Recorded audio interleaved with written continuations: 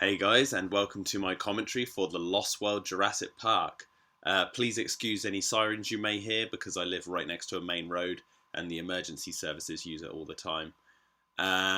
Yeah, I've been wanting to do this one for a while.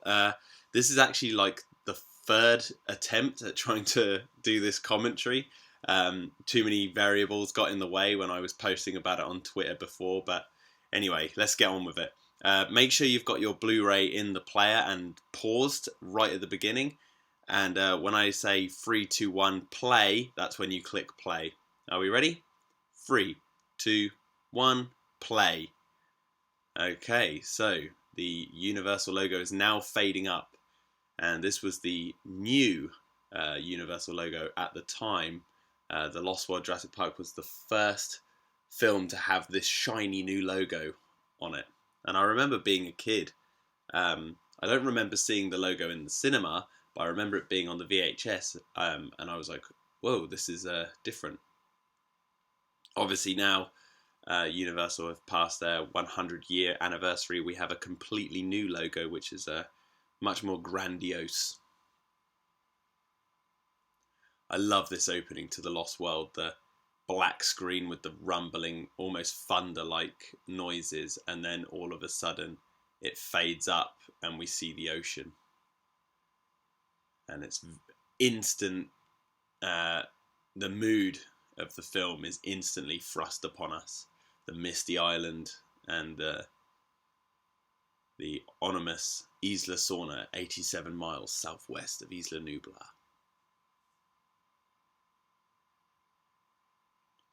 And now it says a Universal Pictures presents. I just love this movie. This movie for me is just as good and arguably better than the first film. I wouldn't like to pick between them, but it's ridiculously good. And that boat in the background, I believe, is called the Navitec 2 or the Navtec 2, and its sister ship is the ferry that takes all the guests to Jurassic World in the fourth movie, which is coming out at this current time. I think it's about 16, 17 days away. It's not long. And here we see Camille Bell. She's now a big star. And you got the two parents. I like to think that the family dynamic here is sort of I don't know, the way they've directed these three characters. I don't know. It reminds me of the Malcolm family. You've got the overbearing parent who's worried about the child, and you've got the parent who doesn't really care. It's a little bit like Malcolm telling Kelly not to go out of the trailers later on in the film because it's too dangerous, and Sarah who wants her to just be herself and go exploring. And here we're about to be introduced to my second favourite Jurassic Park dinosaur, the Compsognathus. The first... Actually, I'll let you guys try and guess what my first favourite dinosaur from Jurassic Park is. I think it's pretty obvious. Yes, the Compsognathus. I love everything about them. They're so adorable, but they're so deadly. And I love that they're like land piranha. His puppetry is just insane. Right, I'm going to crack open my beer. Yeah. It's a nice hot summer's day, and I'm sat inside watching The Lost World drinking beer at 2 o'clock in the afternoon.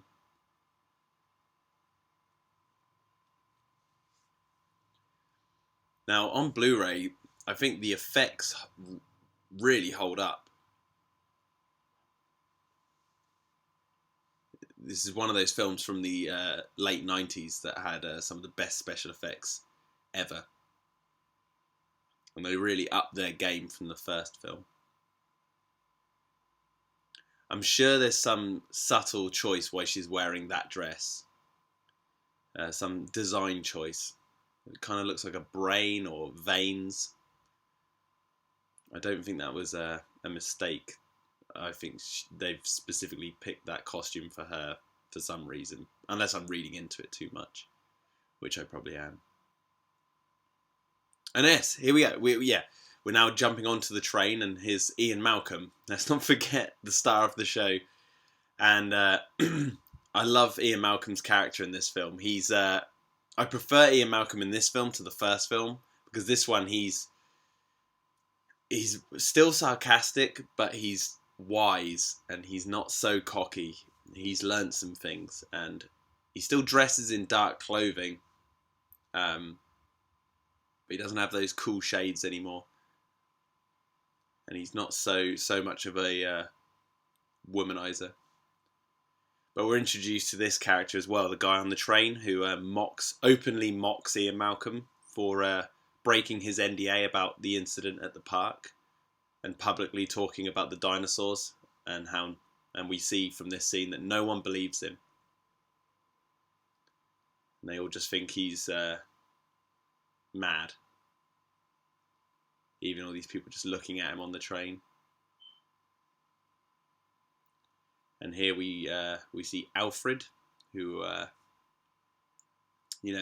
while Batman's away from the InGen manor, he looks after John Hammond. So by night he looks after Batman. By day he's looking after John Hammond and InGen.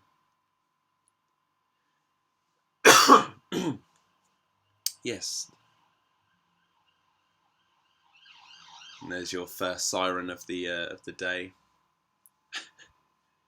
I'm really looking forward to moving out of this flat so I can get away from these sirens, as you can imagine. And here's Lex and Tim. I always love the fact that in this movie you have Ian Malcolm, Lex, Tim, and John Hammond. It's a great a big number of the old cast back in this movie.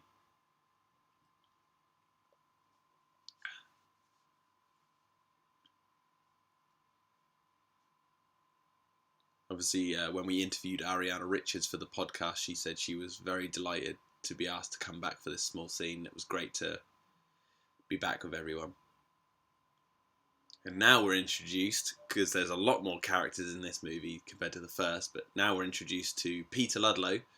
I forget the actor's name, I'm afraid, but he is John Hammond's nephew, and now the owner of InGen. And I like to think that his personality in this film is much more like the personality of John Hammond from the original book.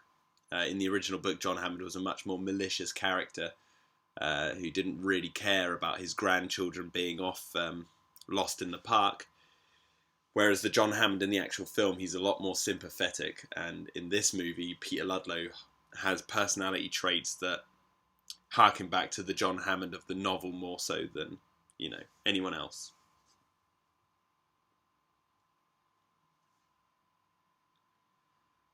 I'll get onto it later, but he's also a secret alcoholic. But we'll get onto that later. Now, I know I'm talking over it, but this scene where Malcolm and Peter Ludlow are butting heads is one of my favourite scenes from any Jurassic Park movie. I just love the aesthetics of these corporate bigwigs who wear these sharp suits and stuff, trying to make a business out of these old fossils come back to life. Careful, this suit cost more than your education. It's a great line. Such a little worm. And now we have another fantastic scene with John Hammond and Ian Malcolm. And it's such a good scene. And I love... this is possibly my favourite scene with these two characters. Because I love that they've got this kind of strange chemistry that only these two actors, Richard Attenborough and Jeff Goldblum, could pull off. It was a perfect duo, on-screen duo to have, and I can't get enough of watching these two sort of talk to one another. How in the first film their ideologies and their morals completely and their theories completely clash, whereas in this movie they're friends, but I don't know. It's hard. You say they're friends, but then it's almost like Malcolm is looking after Hammond, and Hammond is, you know, I don't know. It's hard to try and explain what their relationship. It's a complicated one, but it's one I can't get enough of. It's almost like, and this is going to sound so cheesy, should I say? You know, John Hammond is almost like a godlike character with his white beard and especially in the first film, his white attire, trying to, you know, bring to life these animals. He's playing God essentially, and Hammond and Malcolm is the almost atheist, saying, you know, it's not realistic. But yeah, these two characters are just fantastic. Get a good shot of the little island there on that screen. Don't worry, Ian. I'm not making the same mistakes again. No, you're making all new ones. I could quote along to this one just as much as the first. You want to send people in? Very few people on the ground, right? And who are these 4 lunatics that you're trying to con into this? Oh god, I might have to grab another beer in a minute. Oh, I think we're gonna have siren number 2 in a minute.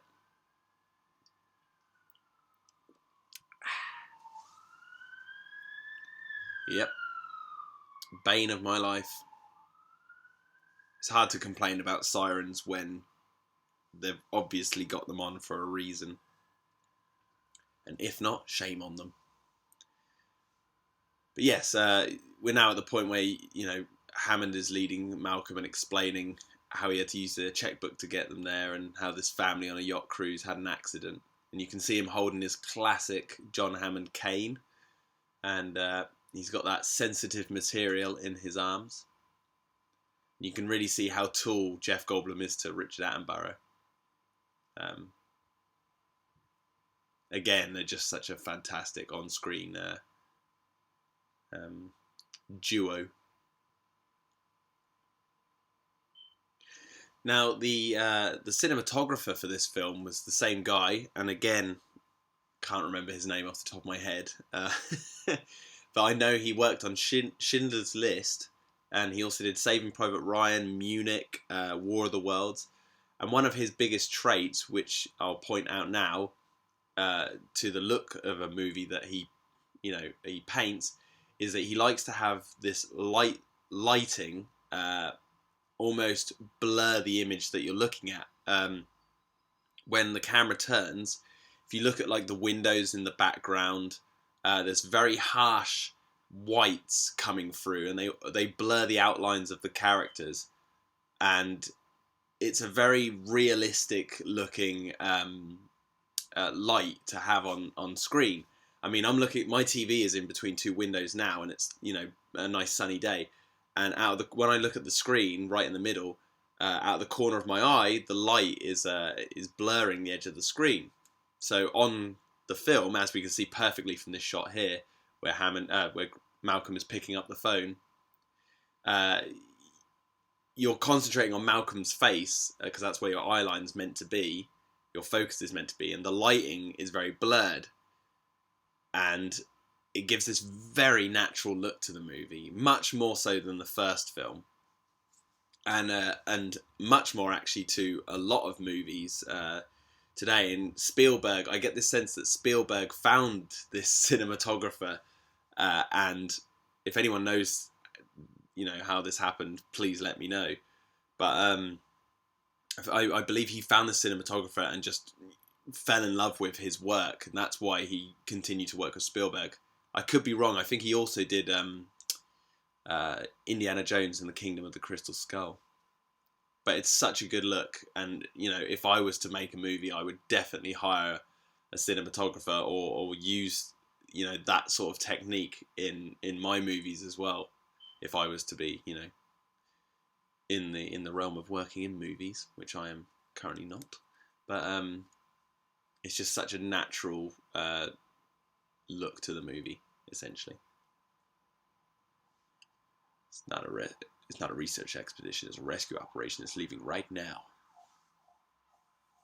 And then we get the theme tune come in for the first time, and the only time now until the end credits, I do believe. It's also nice to think that Malcolm hears about his girlfriend, Sarah Harding, being left on the island, or going to the island alone, and he thinks, I'm going to go and rescue her.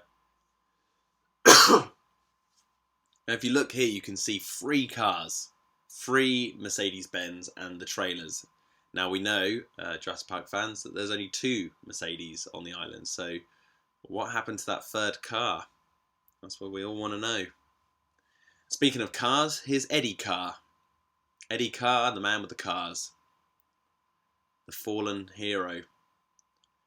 And here's Nick Van Owen appearing in a van. Nick Van Owen, the man in the van. Eddie Carr with the cars, Nick Van with the van. And he, you know, we know he's worked with Greenpeace and he works with news lines shooting, you know, war zones. But he's also mainly in it for the money. As he says, Hammond's check's just cleared. That's why I'm going on this wild goose chase. And he was in Greenpeace for the women.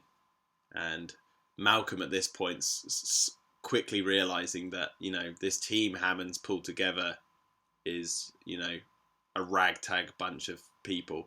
You've got this guy, the equipment expert, who is struggling. Ooh, got my phone. You've got this equipment expert in Eddie Carr who's struggling to get any of his equipment working. You've got Nick Van Owen, who is a video documentarian who is just in it for the money and the women. And then himself. And, you know, Ian is a very conflicted character as well. And that's why I think when he says, like, you know, you're making all new ones, he's right. You know, Hammond was making all new ones. And yeah, we've got Kelly here spinning on the chair as she talks about, you know, she doesn't even have a Sega, she's just a troglodyte. But Kelly as a character, she's really a strong character. She's you know, she's the juxtaposition or the parallel to Grant's relationship in the first film. You know, Grant is worried about having children, and then by the end of the film learns to have kids or want to have kids because, you know, he learns to be a parent. And in this film, Malcolm is going through a similar sort of character arc where he has to learn how to be a parent when he's already one. While we're on the subject of Kelly, got some fan questions they were sent in. So Theme Park Monsters on Twitter asked, "Hi Jack, what do you think the relationship is between Ian and Kelly? Stepdad, adopted, blood related? Thanks, I'll be listening." Well, thank you, Theme Park Monsters.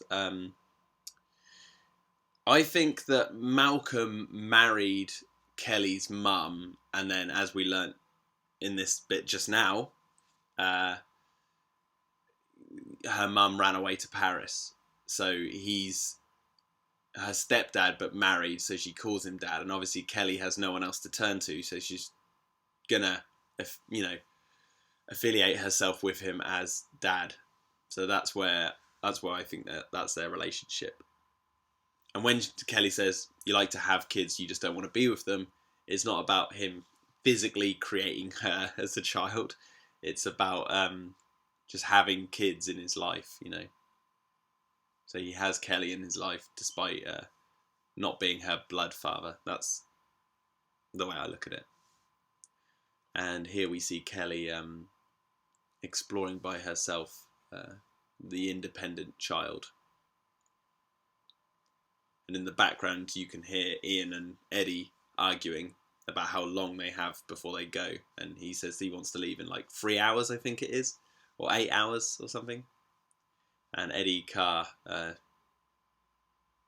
doesn't like that idea. But that might be why they only take 2 cars rather than 3, because they're not ready in time.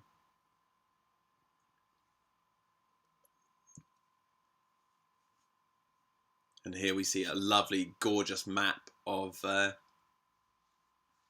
where Isla Sorna sits in the grand scheme of things.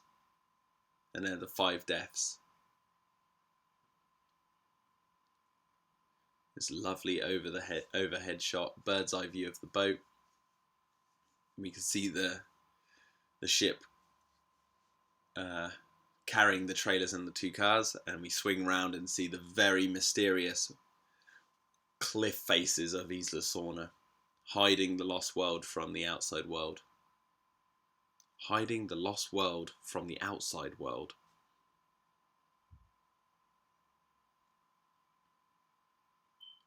And here we're introduced to Eddie Carr's weapon, the Lidstrad air rifle. I think that's the way it's pronounced.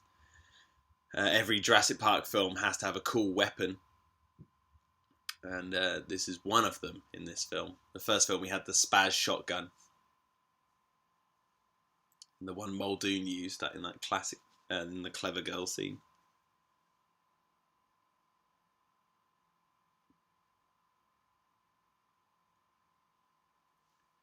And Nick Van Owen arguing about how close they're going to get to the island. And this guy explains, obviously, as you know this as a Jurassic Park fan, that the islands are known as the 5 deaths. I'll be interested to see, because Vince Vaughn has a tattoo on his left arm. I'm gonna have to look that up after this. Actually, I'll look it up on my phone. I'm gonna see if he actually has that tattoo in real life, or if that's a character trait. Because if that's a character trait, that's really interesting. It might mean something. Vince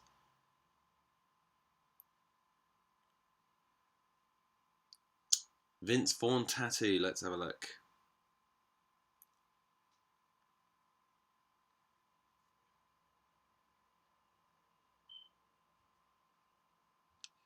Let's have a look. No, that's a character trait. So, okay. What does that mean?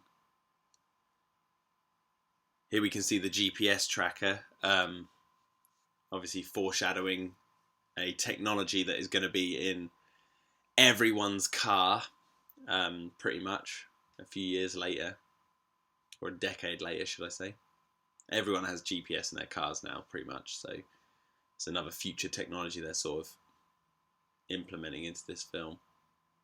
That and mobile phones, in a way, with the whole satellite phone joke that's constantly going out throughout this film. But anyway, yes, as I was saying, Vince Vaughn's character, Nick Van Owen, has a tattoo on his right arm. I'm going to see after this if I can find out what that is and what it means. And here we go. Here we see the Stegosaurus walking out from the brush. And it's really cool, because this image of them walking through the jungle with the 3 characters caught sort of in the middle of this group of herbivores moving through is, I think, one of the most iconic Jurassic Park images we have. I see it all the time, everywhere. Just as much as the Brachiosaurus, the first time you see the Brachiosaurus in JP. Like online or anywhere, I see this image quite a lot.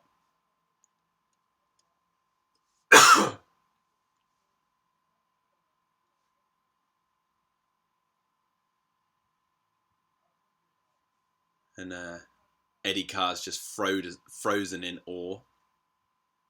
And Nick Van Owen instantly jumps into action, taking photos.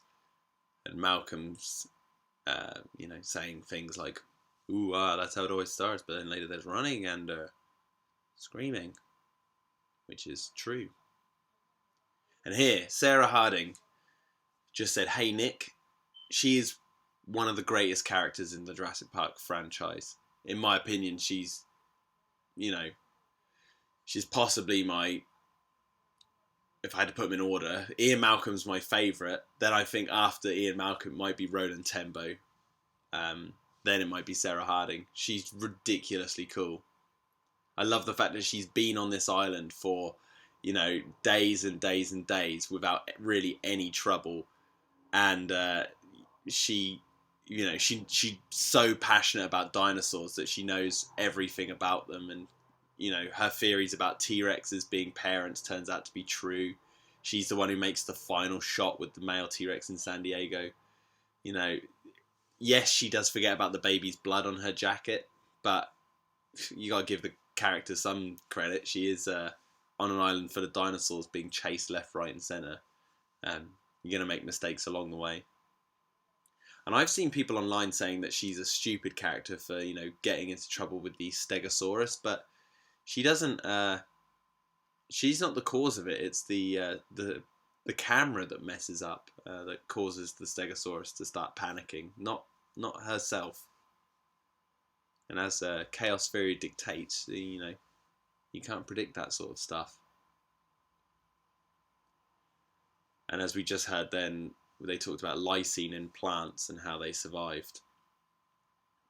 That they overlooked the lysine that's in plants, which is a pretty stupid move to make. But that's InGen. That's not early 90s era InGen for you. This fictional company made a lot of fictional mistakes. Here's the baby Stegosaurus. Stan Winston's work, obviously being amazing in this movie.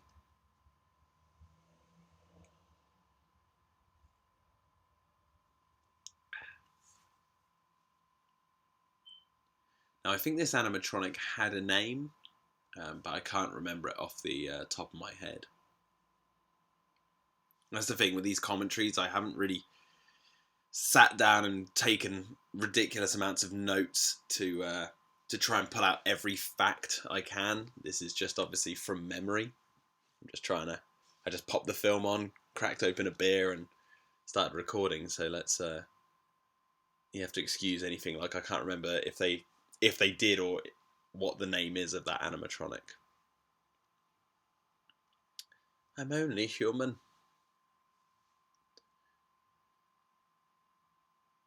Nick Van Owen using a JVC camera. My first video camera was a JVC video camera, and I think the one I'm using at the moment is a JVC video camera. A little red one. I think so. It's not in my immediate vicinity to find.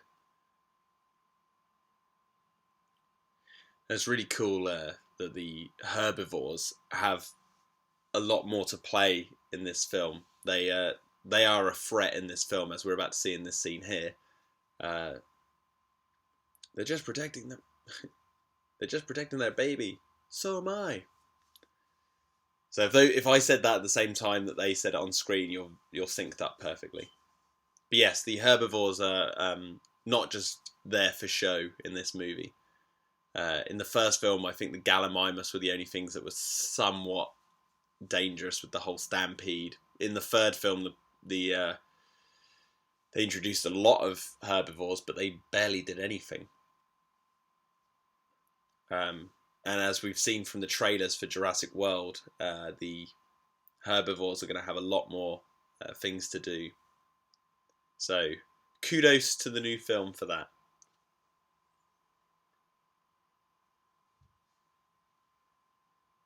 Again, we hear about Nick Van Owen gloating about his pictures and saying, being really arrogant about how good his pictures are going to be compared, in prize draws. Again, explaining to us that he's not a particularly nice character. And here we see Ian and Sarah walking through the redwood forests of California that are standing in for the forests of Isla Sorna. And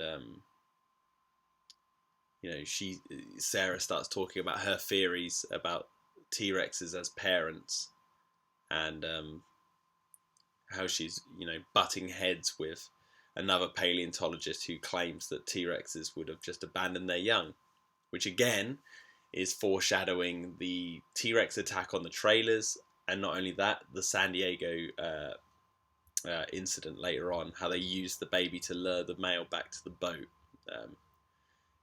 Indefinitely proving that she's correct. And that's because dinosaurs were, a lot like birds. And, you look at how, birds treat their young. They're very caring to their young. There's very few bird species that will just abandon their young to fend for themselves.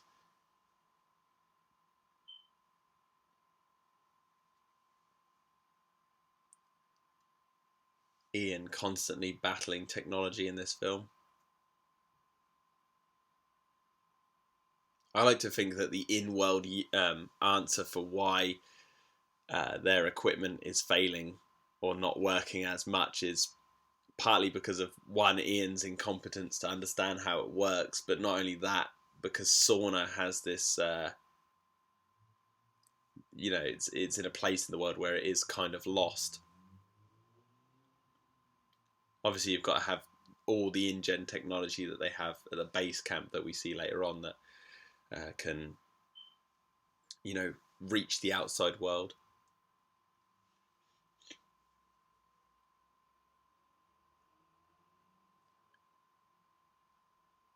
Now, the character, the clothing for the characters in this movie is much more subtle than the first film.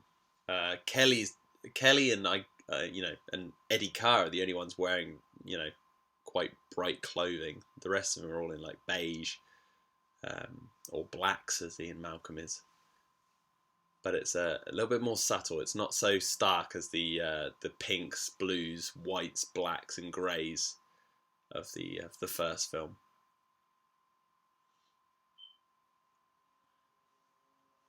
Dad, are you mad? No, I'm furious. What's this? It looks like your room. Now, interesting note, there's a little TV screen to the right where you can see dinosaurs flashing up, different dinosaurs. And on that screen, at some point in the film, I think it's later on, you see a Dilophosaurus. And the Dilophosaurus is, if you go online and look up that screenshot, it says that the Dilophosaurus can grow up to 20 feet in length. There it is. It's on screen right now. And so that proves in the Jurassic Park universe that Dilophosauruses, especially the one we saw in the first film, weren't fully grown. So it makes you wonder what a fully grown Dilophosaurus might look like and how much venom it might spit out. Because if the little one can cover your face, the big 20-foot long Dilophosaurus might be able to just cake you in venom, so you really have no escape, which is terrifying.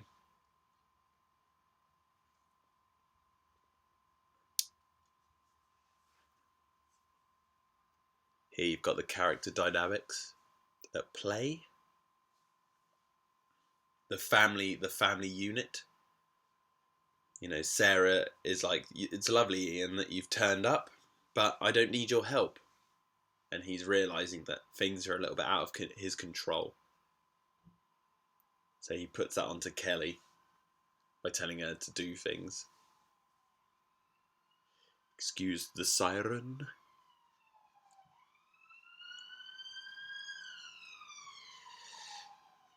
The amount of emergency services who drive past, you'd think people would just, not put forks into toasters. Stay safe, people. Don't be idiots.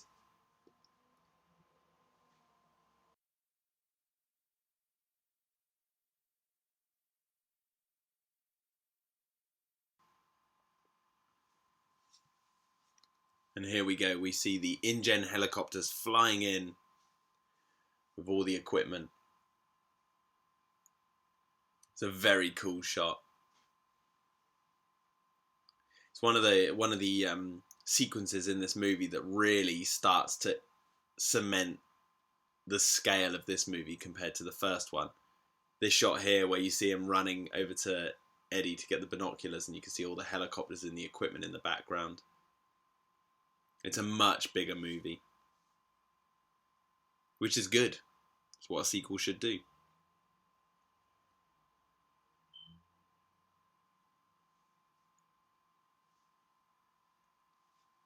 And here we're introduced to Roland Tembo, who is such an amazing character. He's one of the last hunters, kind of like a turn of the century hunter, and he is literally there to hunt the T-Rex, the male T-Rex. I'm saying things that, you know, every Jurassic Park fan who's listening to this would know. It's pretty obvious. But Pete Postlethwaite was just such an amazing actor, and he brought this character to life like no other character he played, I don't think. He was typecast a lot as monks or religious types, you know, like in Romeo and Juliet or Dragonheart or Alien Free to some extent. But yeah, in this he's the kick-ass Roland Tembo.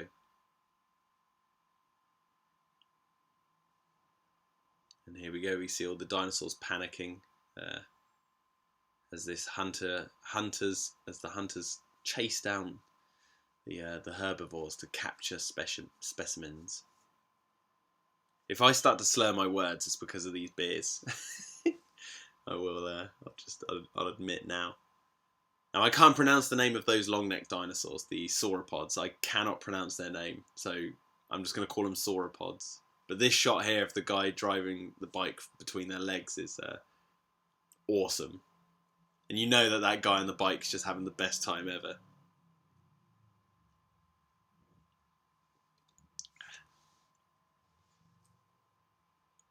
And here we're introduced to Robert Burke, the just so happened to be the paleontologist that was butting heads with Sarah Harding about the T-Rexes, I do believe.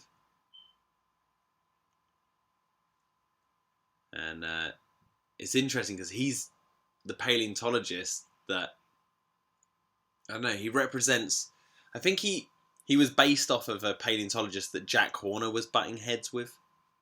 I say butting heads just as the Pachycephalosaurus hits that guy through the truck. Good God. But yeah, I can't remember. I think his name was Robert Backer. I could be completely wrong there. But it's interesting that they have a paleontologist, you know, on the side of the InGen team. This is what I mean by people who watch The Lost World. There are good guys and bad, quote-unquote, bad guys on both sides. That's what I love about the Jurassic Park movies. Their characters is there's no definable bad guy. There's no definable good guy. Everyone's just a human trying to do what they think is right. And here we see this elaborate Humvee with its Power Ranger-like Pachycephalosaurus capture gear all unfolding. You see Stan Winston's animatronics at work there again. And here we see this amazing long shot of the herbivores running and the vehicles all chasing them. Nice shot of the ocean in the background, which again cements that the carnivores stay in the centre of the island and the herbivores are on the outer rim. And as we'll see later on, I don't hear many JP fans or people in general talking about this, but in this scene, the Tyrannosaurus must be in the bushes on the edge of this clearing, watching this happen. Because Roland Tembo finds the footprint. In a few minutes we'll see that. He finds the footprint of a T-Rex on the edge of the clearing. And then when they find the nest, there is a dead Parasaurolophus being eaten by the infant T-Rex. So whether the InGen team drew the T-Rexes to this clearing with all the noise, or whether the T-Rexes were just there already. But it's always interesting to note little details like that. And kind of, you know, now I watch this back and I'm like, oh, the T-Rexes are just somewhere off in the distance. And I like to think that maybe somewhere they animated a T-Rex secretly in the background, but, you know, probably not. I've yet to find it, but I'd like to think that there is there somewhere. Like, where's Wally? And here we go. Yeah, you can see RJ looking into the T-Rex footprint, and there's Roland Tembo. Now you can see in the background there's Robert Burke with Dieter Stark, and he runs over. Now I think that there's some editing here where I think the Compsognathus scene with Dieter Stark that's coming up, where he zaps it in the face, was meant to be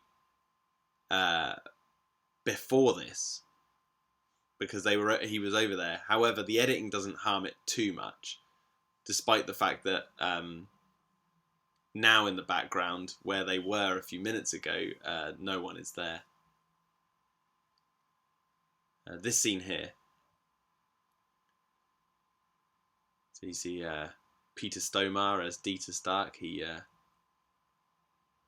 pulls out the taser, and there is Robert Burke comes over to give him some facts about this animal not being afraid because it's never met a human before, and then he just zaps it right in the head. And thus the compies have a vengeance for Dieter Stark.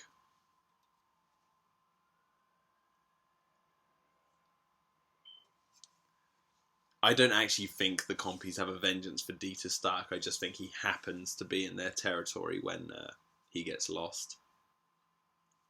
See, there's the dead Parasaurolophus I was talking about a few minutes ago. And he's obviously followed the tracks all the way back to the Rex nest. So the Rex nest can't have been too far from that clearing. Which does that prove the John Hammond saying that the carnivores stick to the centre of the island? How far inland is this nest from that clearing? Because obviously the characters walked there, so all these flies were added in post by ILM. I think they look great. The flies and the animatronic baby.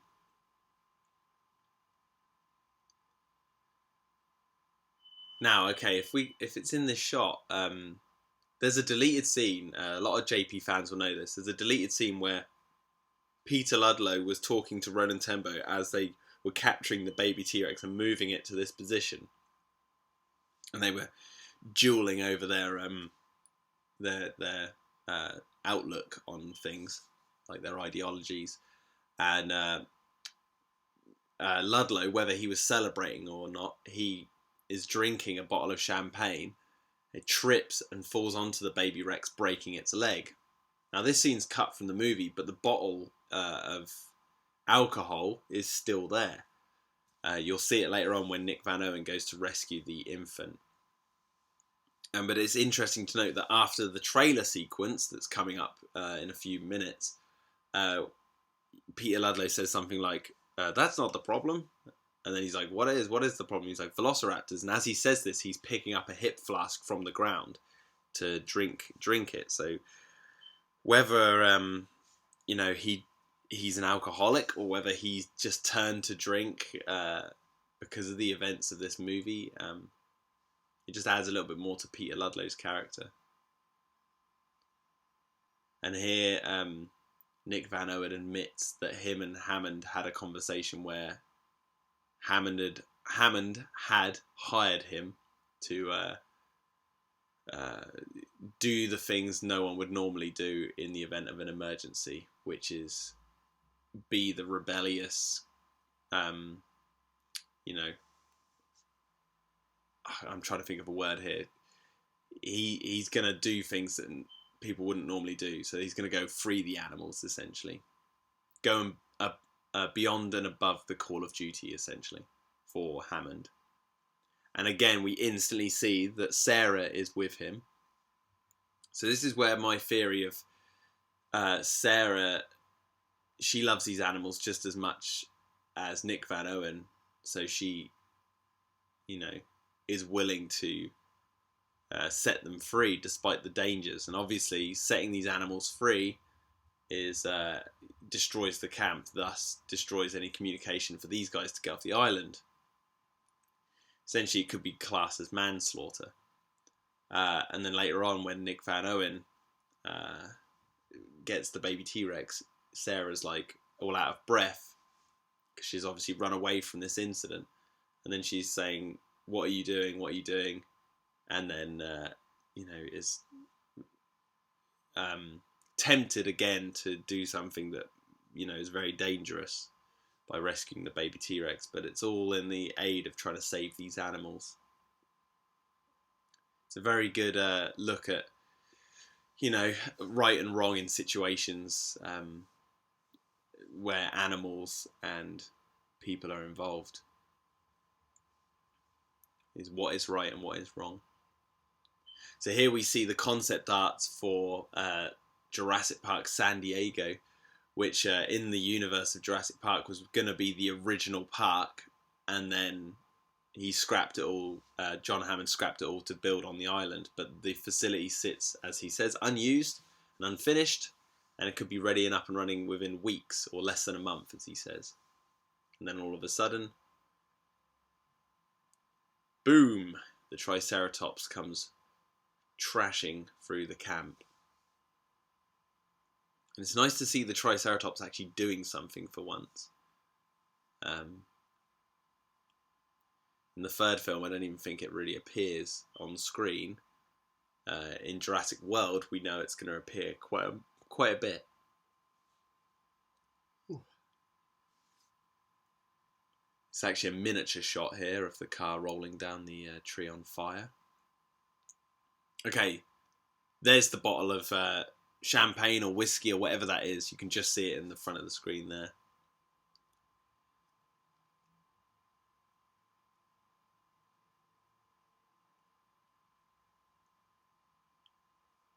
This is where Roland Tembo says to Dieter, "It's the last time I leave you in charge."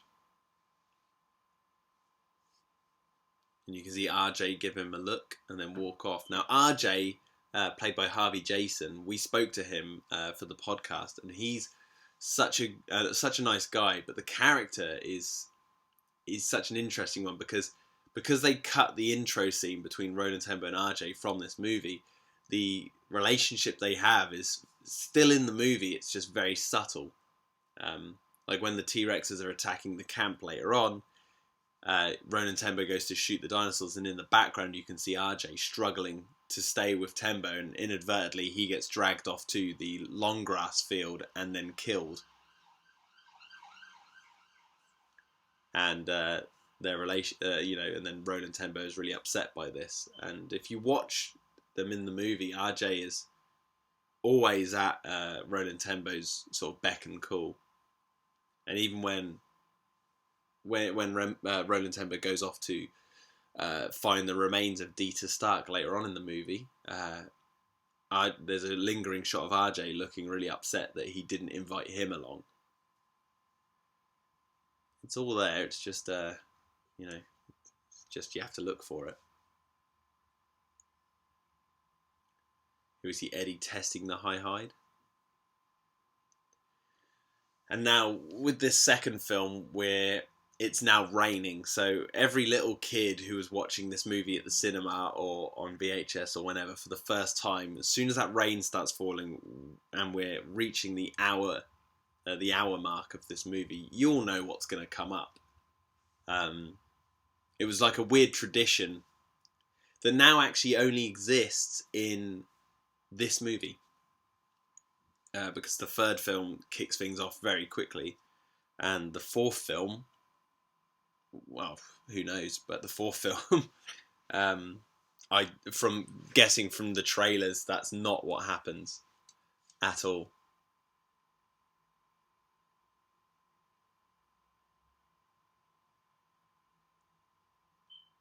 And so you can see this absolutely amazing animatronic of the baby T-Rex, being carried by Vince Vaughn's character. It's cool to think that's the baby T-Rex, and that baby T-Rex is, not much smaller than a velociraptor. It just gives you a sense of scale of these creatures.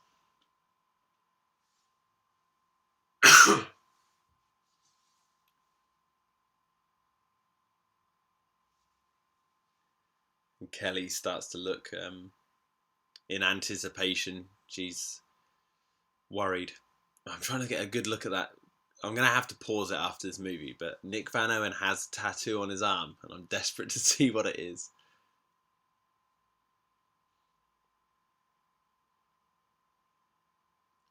Now they're looking for the break in the bone as the T-Rex struggles. Obviously, it kind of helps helps Sarah Harding look for it because it can't move its leg too much because its leg's broken. So you can imagine a T-Rex infant like that, you know, if its leg wasn't broken, it would be able to kick out with a lot of ferocity, and with those claws probably do quite a bit of damage.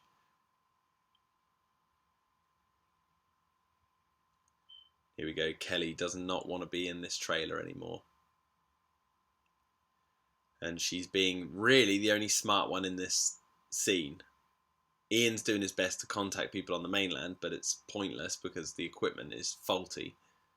And the other two are so preoccupied with their, you know, drive to save this young animal's life, because it's one of the rarest animals on the planet now, despite being a genetic creation by a human.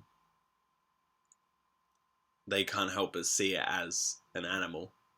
You know, it is an animal, but it's an animal of our creation. But Kelly is the only one smart enough to go, let's just get high and get out of... well, not get high, but get into the hide. Get up high and hide away. Unless Eddie Carr pulls out some long bottom leaf right now. You know, they're only up high. This is the greatest introduction of the T-Rex in any of the movies. And I'll argue I'll argue all the time. This is way better than the introduction of the T-Rex from the first film. Yes, the T-Rex in the first film was an iconic image of it coming out of its pen, but this, hearing the roar off in the distance before anything else, and then seeing the trees, which we'll see in a few minutes, the trees will sway like water and go underneath the hide, and you see the birds fly away, almost like they're on a boat, seeing Jaws or a shark swim under the boat. It's just a ridiculously good introduction for the T-Rexes.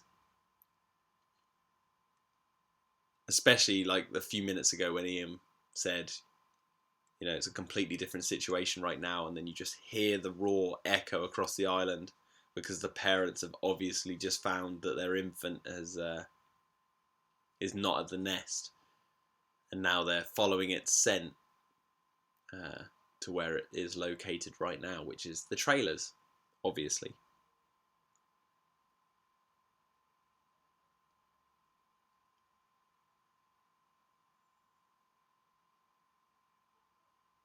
Nice little bit of comedy here where he spits.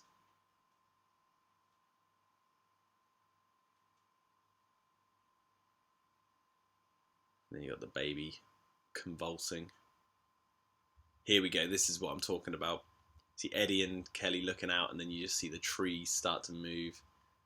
I remember being in the cinema and seeing this shot for the first time and just thinking, holy crap, this is awesome. The T-Rexes are coming. We still haven't seen them yet. It's just that is possibly one of my favourite moments in the Jurassic Park franchise ever. Just that the trees swaying and the T-Rex is moving through just perfectly encapsulates why I love this franchise.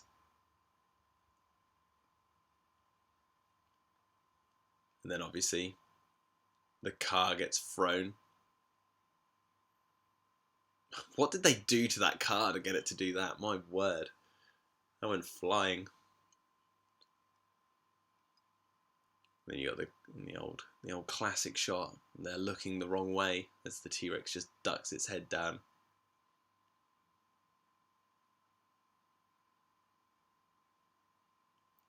And not only that, you get 2 T-Rexes in this movie, so there's not 1 but 2. 3 if you include the infant, obviously.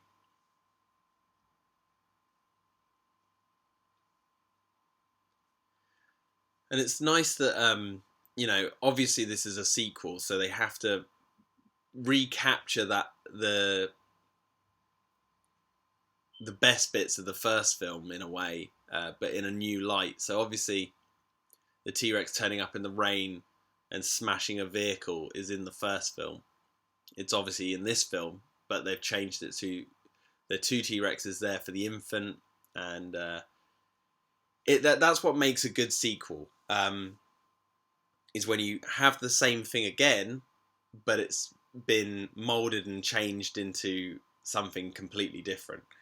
So, for example, like everyone says that Aliens is one of the greatest sequels of all time, along with Terminator 2. But you look at those movies and compare the set pieces to what happens in the first film, and so many are comparable. Like the end of Aliens, Ripley, there's a big explosion, she escapes, they think they're okay. Then she realizes the alien's stowed away. She has to go off and get into a suit. In the first film, it's the white suit she gets into, and in Aliens, it's the power loader. Then she battles the alien for a short period of time before blowing it out of an airlock.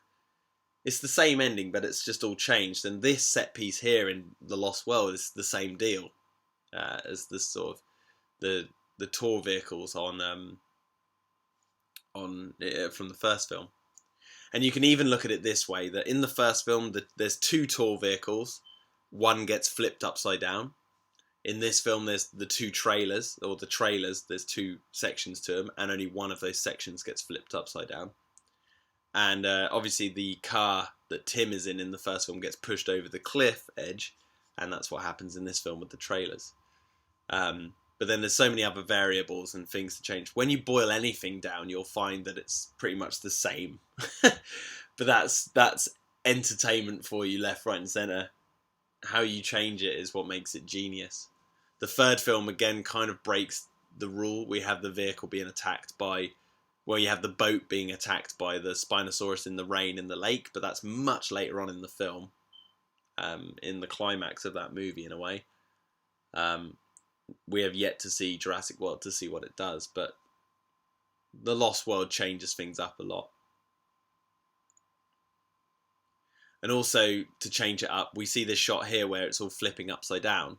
In Jurassic Park, we saw the car being flipped upside down from the outside, seeing the T-Rex knock it over. Whereas in this film, we were actually on the inside of the trailers being flipped upside down. And this shot here of the two T-Rexes smashing up the front of the trailer is the only shot of the T-Rexes during this sequence, where they're knocking the trailers over the cliff. We then don't see them until they attack the car with Eddie, which is a long way away, actually. So we don't even see him here. It's just all in your imagination how they're doing it, and it's why it works. You got this great shot of the trailers coming over the cliff. And it's those sort of shots where if anyone complains about too much CGI being used in Jurassic World, it's not right. The CGI is used everywhere in these movies.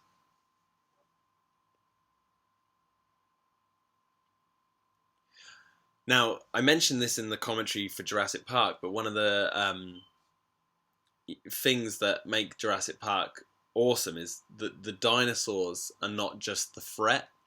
In the first film, you have Tim in the car with Grant up the tree, and then the car chases them down the tree trunk, and then later on you've got the Ellie turning the power on for the fence as they're trying to climb over it. And in this film, we've got this sequence here where the T-Rexes have knocked them over the cliff, but it's Sarah's danger with falling through this glass, and then the characters trying to struggle with this trailer that is falling down a cliff. It's another another action sequence that doesn't necessarily... the dinosaurs have caused it, obviously, but they're not now the immediate threat.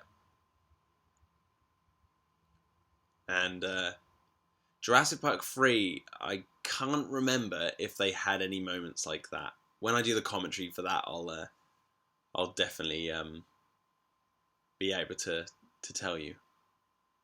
from memory, I think it's just when Grant stands on that railing in the Avery and the stairs fall away from him. But aside from that, nothing really. So we see she smashes through, and you've got this amazing shot of the of Ian looking down, saying, "You're lucky, Pack." Lucky Pack indeed. And here comes Eddie Carr driving through the undergrowth. And this is what I'm talking about. This is where it gets the tension ramps up as the trailers start to slide off the cliff.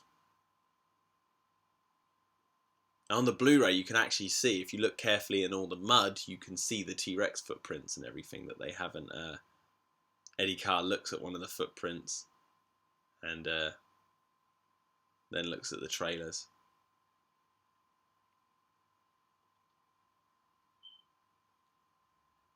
This is just such a well choreographed, well put together action sequence. If you look carefully, Eddie puts his hand on the glass. Oh, that always gets me. What are you thinking?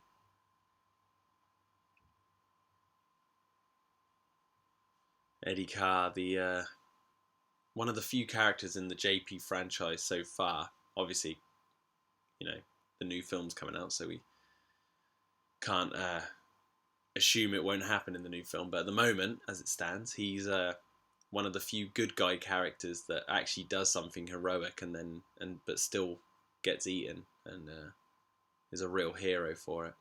Now I love this shot here. We just had him grab stuff from the car, and the camera pans round to him now trying to wrap this rope around the tree. And then we follow Eddie. It's all one shot. It follows him through the windshield of the trailers. And we keep following it until he throws the rope down to the others. And the camera pans down and we see them down there with the cliff, with the sea, swirling below them. It's one of those moments in a Spielberg film where he uses one long camera shot to establish what's going on in a way. He uses it in many films. Another notable one is War of the Worlds. There's just after the aliens make their initial attack, there's a scene on the freeway where Tom Cruise's character is trying to explain to his children what he thinks is going on or what happened, and they're questioning, what they're hearing, and the camera pans around the car, goes in and out and around the street, and then goes back into the car, and it's all one long shot. I think obviously there might be some cuts in there somewhere, but it's meant to be like within the story. Well, what you're watching on screen, it's meant to be like one long shot. There's a few other films where he does that, but I actually can't remember which ones they are from memory.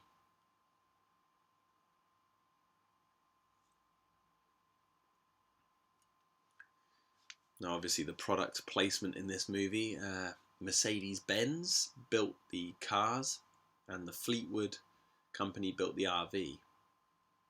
And it's nice to see, dare I say it, it's nice to see Mercedes coming back for Jurassic World, because the vehicles in this movie are just amazing.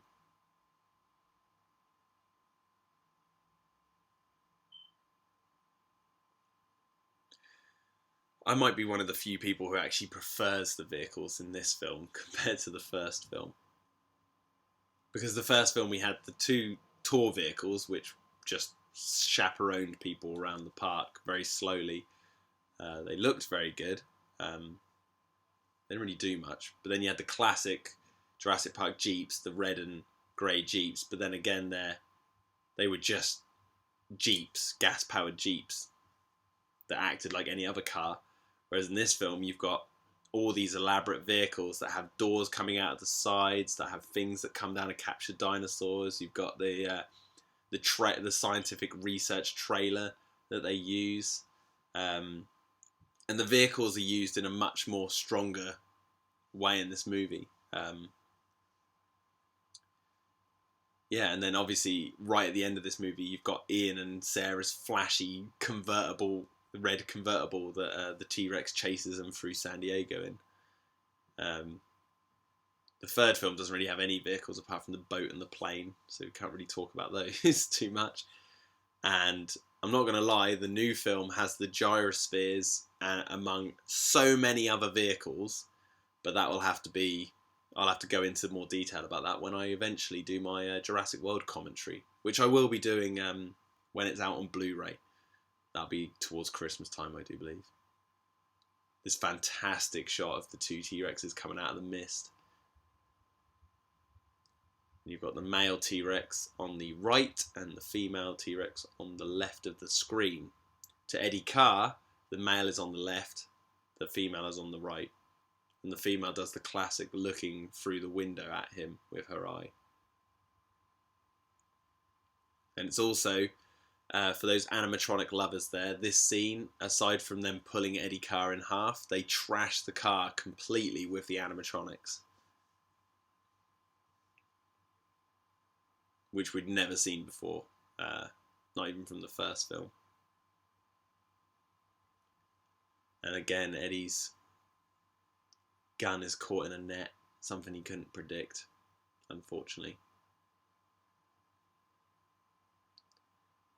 And there we go, he is torn in half right now, there we go. And then you've got this amazing, ridiculously over-the-top shot of the trailers falling down.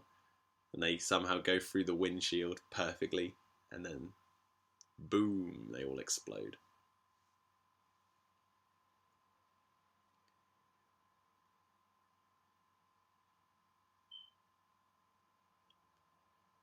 The characters, you know, work their way up. And you think, what are they going to see? Are they going to meet the T-Rex? Sarah's doing it really slow, and then a hand greets them.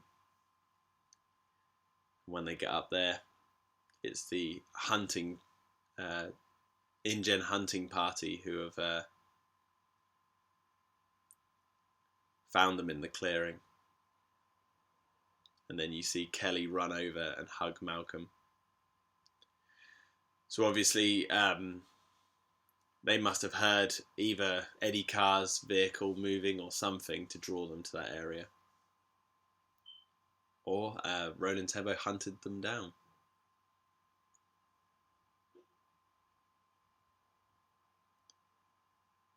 It's quite surprising that, you know, if I'm going to be nitpicky here, that none of the vehicles that the InGen team brought survived the attack. You'd think one of them would have.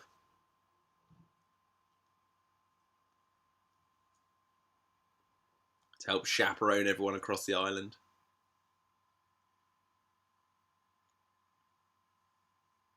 Nice bit of characters fighting there. Now, Roland Tembo obviously has RJ. Dieter Stark has Carter as his sort of sidekick. And I'll get on to Carter later, because we see him more later on. He was the guy driving the car and pressed the button to have Dieter Stark slide out on that door. We just saw him there pulling Dieter Stark away from the fight. And they have a little bit more of a relationship later on in the movie.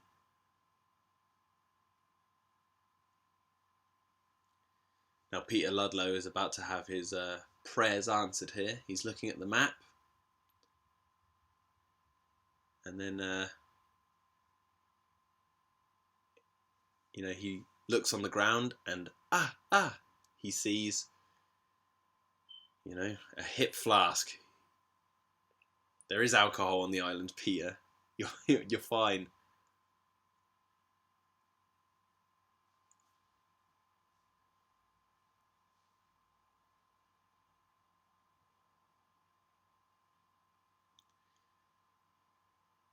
And even Dieter Stark is having a bit of a drink there. I think it's just water though. This is where the paleontologists, you know, have a bit of a debate over the parental instincts of a T-Rex and how far they will go to you know, what they'll do with their territory.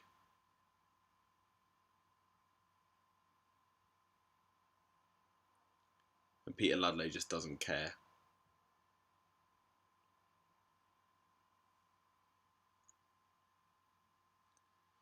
And this is where Roland Tembo's shining one-liner, where he just says, "Rex just fed, and they won't stalk us for food." And Ian's basically saying that, you know, he saved our lives by giving his. Let's get this movable feast underway. Classic line. I don't think I know any JP fan out there who doesn't like Roland Tembo.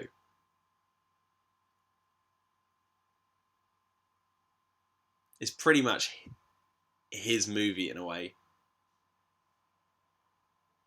He's more of a, he's more of a rounded character than Peter Ludlow.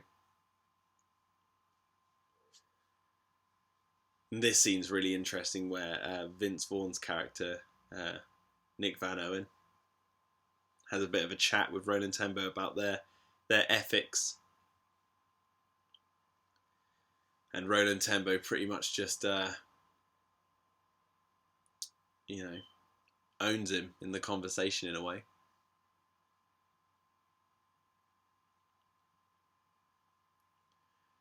It's nice to see that it's still kind of raining, that it stopped and now it's starting again. It shows sort of how tropical this island is, that the weather patterns jump from dry to wet all the time. And that sort of cements it in the audience's mind that it's not that unrealistic that the T-Rexes attack the trailers in the rain again, like the first film. And Ian Malcolm straight up just says the greatest line, one of the greatest lines in this movie, where he's like, taking dinosaurs off this island is the worst idea in the long, sad history of bad ideas, and I want to be there when you learn that. Which you will, Ian. You will. Again, foreshadowing the climax of this movie. And here we see them walking through the across a field and hearing something in the background. I like to think it's the T-Rexes that they can hear. Now, I haven't even talked about, actually, at this point, I haven't even talked about how, obviously, the Lost World Jurassic Park is a semi-remake of the Sir Arthur Conan Doyle book of the same name. You know, you've got these old hunters going to a lost island full of dinosaurs, to prove something, and eventually one of the animals are captured and taken to the city, where they, destroy a lot of things, and then, are taken back to the island or swim back to the island. And it's interesting because the book, The Lost World Jurassic Park, or The Lost World by Michael Crichton, is vastly different. You have the trailer sequence, but it's kind of different. You have things like the high hide and, the Raptors are back and all that sort of stuff. But there's so many differences. And I hear a lot of people say that they prefer the book to the film. But I've always found that because this is more of a homage to older dinosaur movies, and the book contains so many crazy monologues by Malcolm, that I think the Lost World novel is fantastic. I absolutely love it. However, it is more of like great set pieces intercut with just droning paragraphs about stuff that, goes on a bit too much. Like, Malcolm does have a lot of monologues in that second novel that, as great as they are, they do become a bit irritating after a while. When you're like reading the fifth one and you're halfway through, you're like, for God's sake, I just want this to sort of pick up or change pace or do something. That was my opinion on it. I don't compare the book to the film because this film is a completely different character to the book. It's loosely based off it, but I don't compare the two, and I don't have a preferable one in terms of storytelling. But yeah, so Dieter Stark here told Carter that he'll be back after going to take a shit in the woods. And Carter was listening to music. So you can see that, Dieter Stark trusts Carter with his with his life in a way, because he was like, "Gonna go do business in the woods, Carter. Will you be there for me?" Carter didn't even respond, and he just trusted Carter to be there. And obviously now it's all going to be undone. Now Carter, and I'm waffling on a little bit here, but this is a commentary. Carter is a hilarious character.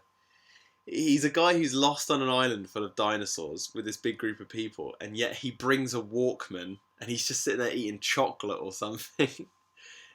and then his death later on is just hilarious. He's such a goofy sort of character. Plus, he doesn't even listen to Dieter. Doesn't even like take into account that he just saw his friend walk off next to him. Here we go. Some of my favourite dinosaurs are back. The Compsognathus. It's just so hideous. Be like getting, just feeling all these millions of pinpricks all over your body. They just nibble away at you. Nice to see him using Stan Winston's animatronics.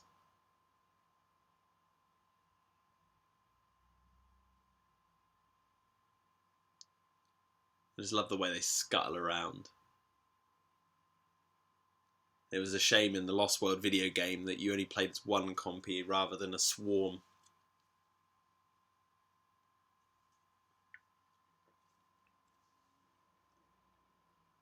See, that's what you need to do, Dieter, is run at them. Just constantly run at them and they won't turn. Be the bigger animal in this fight. Don't turn and run. Don't turn and run away. Now we can see the cheeky look in Nick Van Owen's eyes there, because we know at this point, if you've watched this movie, spoilers, we know that he's taken the bullets out of the gun.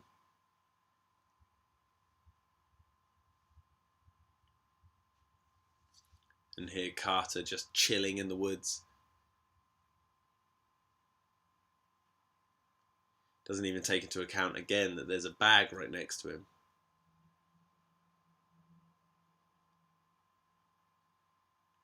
Dieter Stark lost in the woods of the Lost World. Trapped in a jungle nightmare.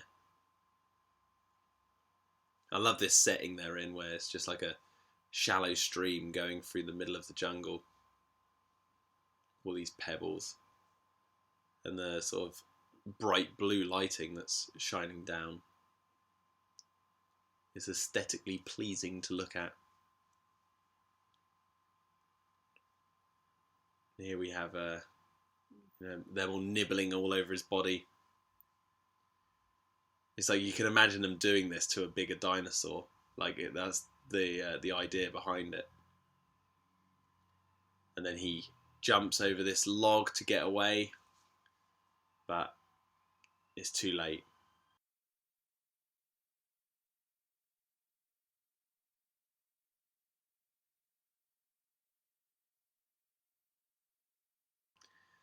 Now it's kind of like Dennis Nedry's death in the first film. You got the new dinosaur, or the second carnival scene straight after the T-Rex sequence. So in this scene, this is what I was talking about. Roland Tembo asks Carter where Dieter is, and he asks these two random guys to follow him because they're going to go back and look for him. And it's nice that he says to Sarah, no one tells you what to do. It shows that he's being nice. And then Peter Ludlow stands up and says, everyone, come on, let's move along. And it takes Vince Vaughn's character is the one who says, let's move along, guys. And they all listen to him. It's like they've all lost.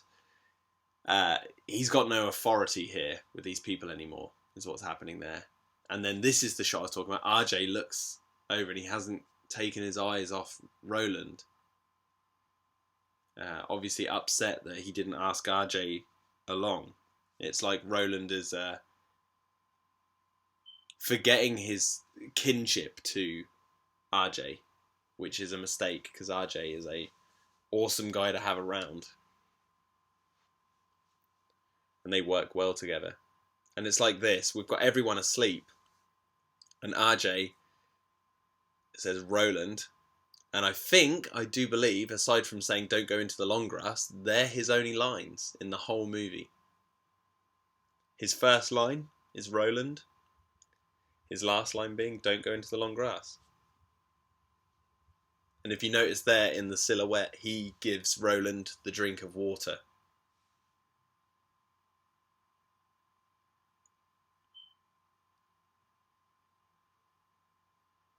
Just makes me wonder what people must have thought when they watched this film, thinking, who is this guy with the glasses in the middle? Like, did they pick up on this the first time? Because it's taken me, as a kid, I always knew RJ was Roland Tembo's friend, but it took me years, even recently, talking to Harvey Jason himself and Bam Sam, or Sam Phillips, pointing out when watching this, like, little things like him being dragged away to the long grass, for it to really cement into my knowledge of this film just how interesting their characters are, and the subtle details that Spielberg and the rest of the filmmakers, added into this movie. And here the impact tremors are hailing the arrival of the T-Rexes. And Sarah Harding looks up and thinks, oh crap, what have I done? She's now just realised that the blood on the jacket that she's even hung right above them is luring the two T-Rexes towards them. The impact tremors signalling that they're entering a new territory.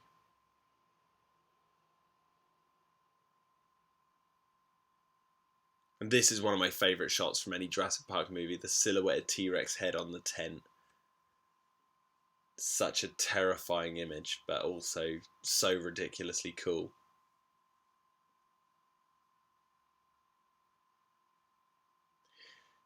And here's the animatronic male T-Rex head, which is the star of this movie more than the female.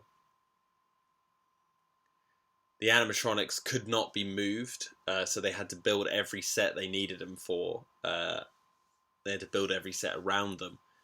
So this tent here is a raised set with the actors standing up, but with their heads and arms sort of leaning down. So it gives the illusion that they're lying down. Because obviously if that T-Rex was to malfunction or anything, they would never have been able to get out of there, and it could have been a very dangerous situation. So like that T-Rex head, they're filming this sequence of them in the tent in the same place that the trailer sequence happened, in the same place that some of the San Diego shots were done at, because they green screened the T-Rex onto the San Diego onto a green screen the T-Rex onto some shots of San Diego is what I'm trying to say. T-Rex stands up with the tent on its head. And this is one of the greatest, I know I say this quite a lot of this movie, but this movie is so good. This is one of the greatest sequences of the Jurassic Park franchise. The T-Rex is attacking the campsite. The female arrives, and Roland Tembo realises his bullets are gone. Now, we missed it, but RJ, behind Roland just then, was being dragged away by this party here. You can see him in front of Sarah. So RJ is there with this group.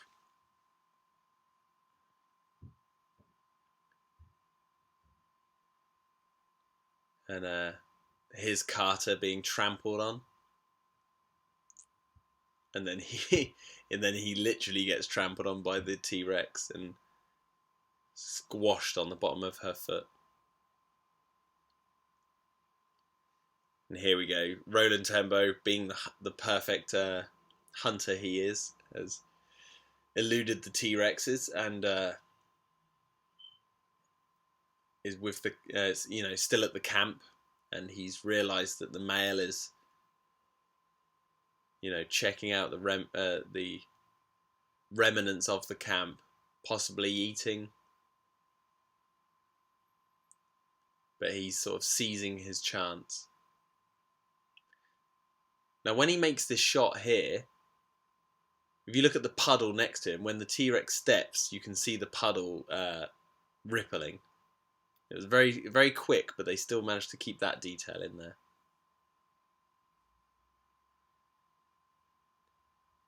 And here we've got the T-Rex's head coming through the waterfall, which is a nod to the original book.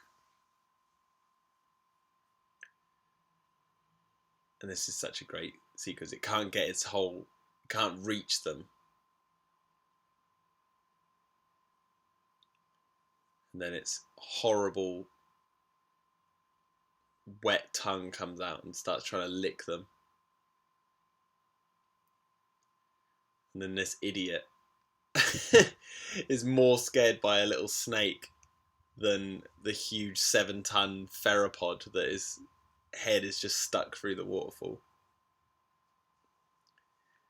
It's a cool death though. It's very gruesome. And he says it's coming back, and Ian Malcolm bursts through. So it must mean the female, must be off doing something else. And here we have all the hunters running through the long grass, panicking. And RJ's classic line, "Don't go into the long grass. Man into the long grass." And the raptors realise it's dinner time. That must be like if you're a raptor just chilling in a field and then all of a sudden all these men run into the field and you're like, well, this is... who ordered the humans? You can see them all closing in, all 7 of them.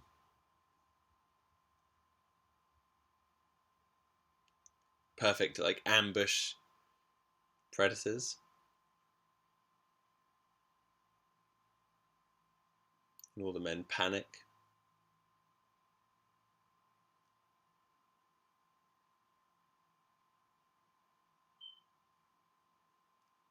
Yeah, it's dare I say, it's kind of a shame that we actually don't see RJ die. Whether they actually filmed his death sequence, I don't know.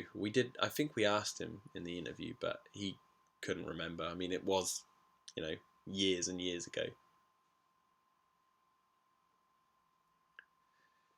And Malcolm possibly going off what Grant and Ellie said about the Raptors after the incident in the park, has realised what is going on.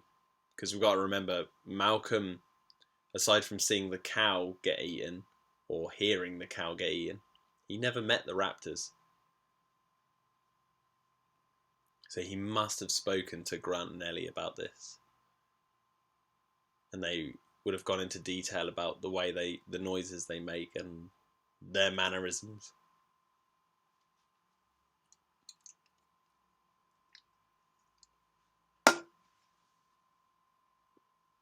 Just going to get another beer quickly.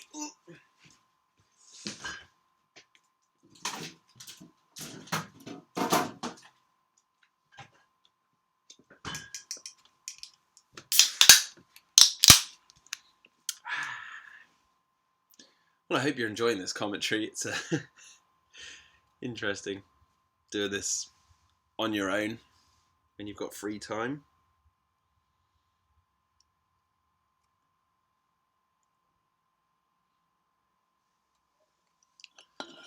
So Nick Van Owen is now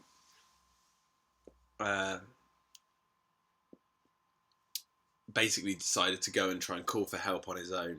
This is, to me, this feels like a a harken back to Ray Arnold, but this time we see what happens. We're not like, it's not like Ray Arnold disappears and then we find out he's dead. This is like, he's going to call for help, but he's doing it on his own. But this time Nick Van Owen, does it the right way.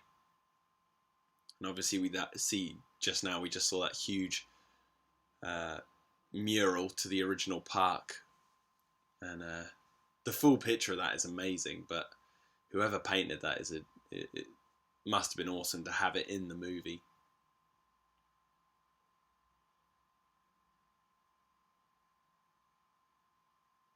You can see how dilapidated and destroyed everything is. The hurricane did a number on this island.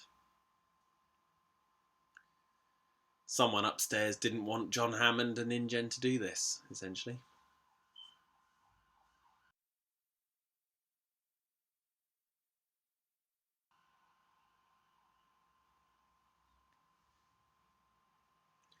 This is one of the moments in this movie that really reminds me of the first film. Walking through the dark with the torch, and then, he flicks the power on, and it all comes to life, and then tries to call for help. It just, really reminds me of the first film.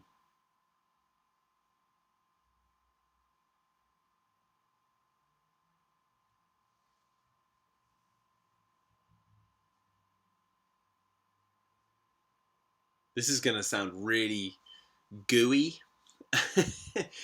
but the Jurassic Park franchise, along with like the Alien franchise and Godzilla, those three franchises, even Back to the Future, actually. Actually, no, let me scrap that. Every movie franchise I love, whether it be, Back to the Future or Jurassic Park or Alien or Godzilla, Pacific Rim, they're like King Kong. Oh my god, I can't forget King Kong. But it's one of those things where I watch them and I always think to myself, I'm so glad these films exist.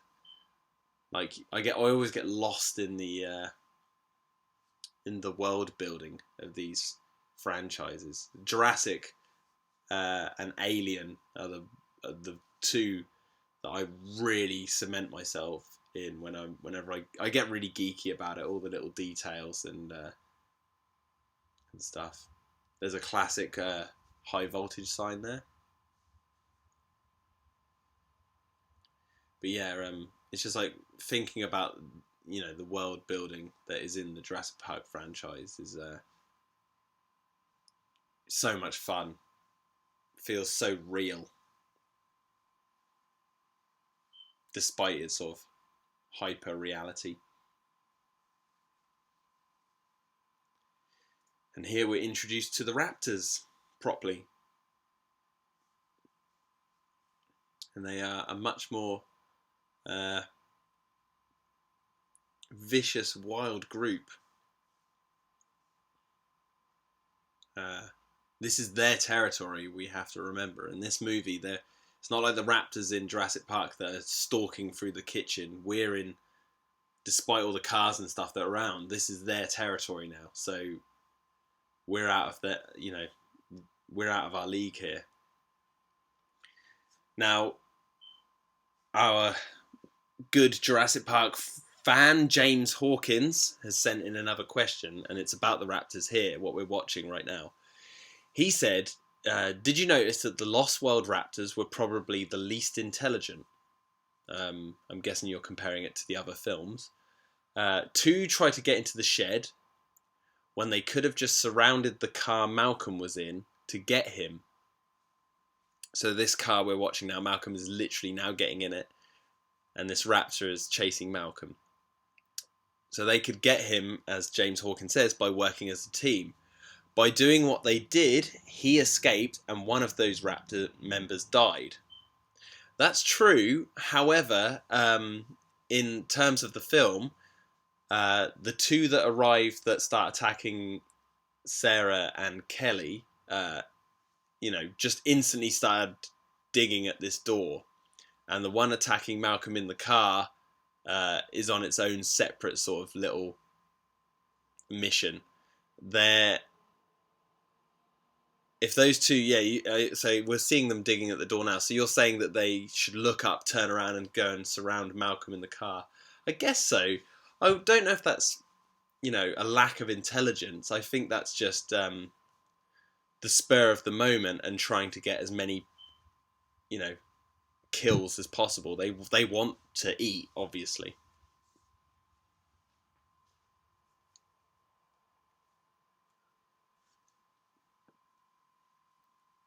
This is really unprofessional of me, but I really need the toilet because I've been drinking. Just going to note down what time so you can't hear me going to the toilet, but 1 second. Oh.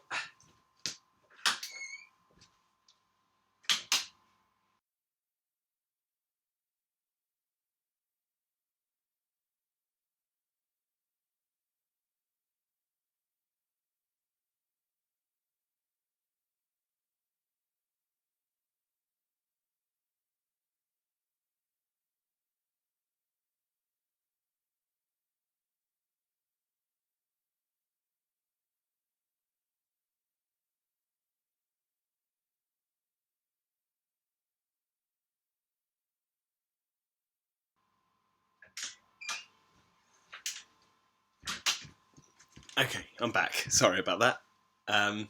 Yes. So when you've been drinking beers, you break the seal, as it were, and you need to go to the toilet every 5 minutes. So now, yes, Kelly is doing her gymnastics, and this raptor is about to pounce on Ian Malcolm, and then all of a sudden, she says, "Hey, you," and distracts the raptor and kicks out of the window. Now, yes, I am in the party that believes that scene should not have been in the film. Something else should have happened to get that raptor out and onto that bit of wood, killing it, essentially. I don't know what, but I understand the idea behind it is that Kelly saves Malcolm by doing the thing that he'd forgotten that she did, the gymnastics that were mentioned earlier. However, I feel like there's another more realistic way that Kelly could have saved Malcolm. That's the only gripe I have with this film, really, is that. But then again, I put it on the same level as Tim not grabbing the shotgun in the first film. Or dare I say it, how many times Tim doesn't die. It's somewhat unrealistic, but I'm not going to hold it against the film at all because there's too much amazing stuff going on at the same time. So, like what we're watching right now, Sarah using the tiles to bring the raptors down, and then the two raptors bickering. And I love that you can't really see it in the lighting too much, how they're silhouetted there. But one of the raptors is a kind of bluish colour, and one of them is red. You'd have to really sort of turn your saturation up to really see what I'm getting at there. But it feels like that was a male and a female fighting there. And here we have the helicopter arriving. Such an awesome shot. Such a great set. And Nick Van Owen is saying, "Come on, come on. We got to get out of here." And yes, everyone talks about the original ending to this movie being that they were going to get into this helicopter and be attacked by pteranodons, while the rest of the InGen team run off through the long grass, jump off a cliff, and then get attacked by pteranodons. And personally, I actually don't know how I would have felt about that. Obviously, I think I would have loved it, because if we didn't, I would have loved whatever ending they painted anyway. But in retrospect, I feel like the T-Rex in San Diego, especially in a film called The Lost World, is a much better ending. Because you've got to think, like, if the pteranodons had attacked that helicopter just then, what happens after that? Like, would they have crashed in the ocean and then been rescued on a boat floating on the wreckage of the helicopter, or what? Like, because we never got it, we don't know. So too many questions. Whereas with the ending we got, for me it perfectly fits into the JP lore. And as I said in the previous commentary, and I've said in many podcasts, I remember being a kid and me and my friends talking about what we'd like to see in the second Jurassic Park movie, and talking about how what would happen if one of the animals got onto the mainland. And obviously, kids being kids, the first thing you go is either the Raptors or the T-Rex. And the T-Rex being my favourite, I was like, yes, I've got to see the T-Rex on the mainland. So when this film came out, it was like prayers being answered. And plus, we've got to remember that, realistically, if the dinosaurs did get onto the mainland, they would not stand a chance. This isn't like Planet of the Apes. I've heard many people talk about this, but I agree. It's not like Planet of the Apes. They wouldn't survive. So, logically, having the T-Rex run amok for about 15 minutes in this movie, in the universe of Jurassic Park, it probably lasts a few hours or an hour, is the most realistic and the most awesome approach to take it. Now, I've just talked over Roland Tembo saying goodbye to everyone. He said, I've spent enough time in the company of death after hearing about RJ not making it. And he's gone. And I love that he didn't die. That's, Roland Tembo lives. Obviously, the actor is sadly passed away, but the character lives on. And here we see all the investors who are being called out at 4 a.m. I like to think that some of these investors, maybe these two guys here who are walking up the ramp just now, some of Masrani's people.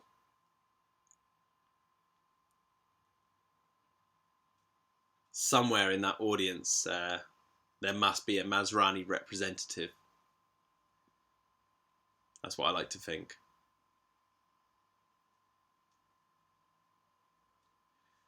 And now, because we're in the whole San Diego climax of this film, I want to talk about one thing. I'll answer another fan question.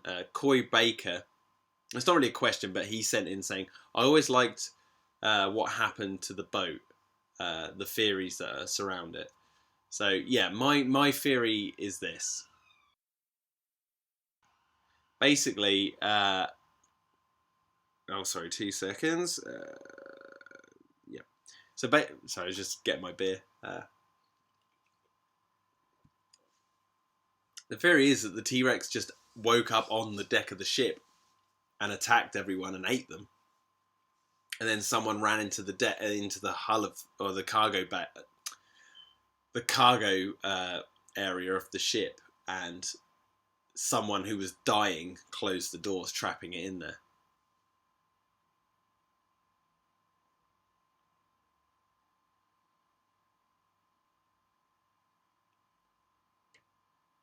But yes, this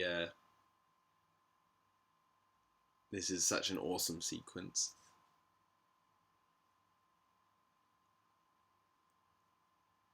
And it's nice that obviously a lot of people know this, that the boat that brings the T-Rex to San Diego is called the Ventura, which is the same name of the ship that takes the characters to Skull Island in King Kong. Obviously a homage to that. However, Malcolm in the first film says, what have they got in there? King Kong? So the movie King Kong exists in the Jurassic Park franchise. So someone, you'd think, would say, hang on a second, this is very similar to the end of King Kong, these real life events, where this T-Rex has been brought back to the mainland. It's very similar. However, later on in this sequence, we see a bus crash into a video store that shows loads of movies that don't exist. So it's safe to assume that the movie King Kong within the Jurassic Park universe is different.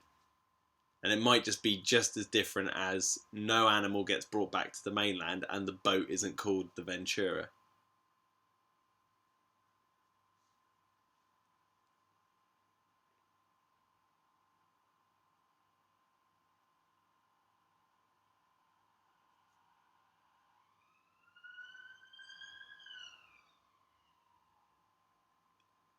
And here we see them all clambering up on deck to see what happened, and there's no one around. It's a ghost ship.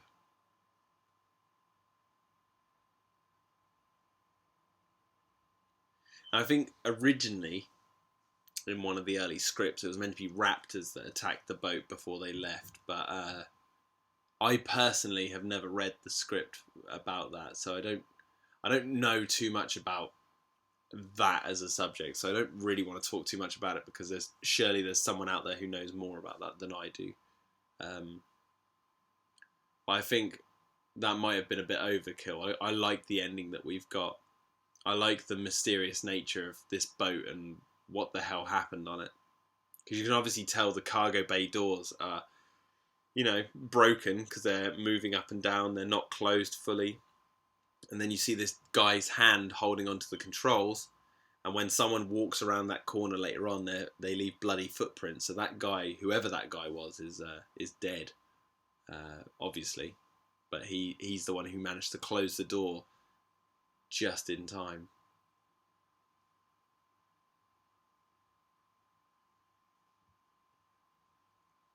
Obviously, Malcolm's worked out what has happened.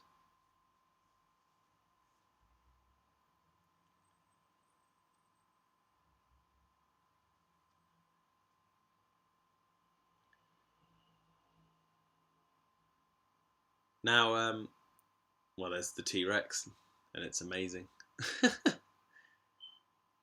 A lot of people I've seen online talk about how, Jurassic World is open. It seems unrealistic that anyone would go to the park after events like this happen in, like the T-Rex attacking people in San Diego.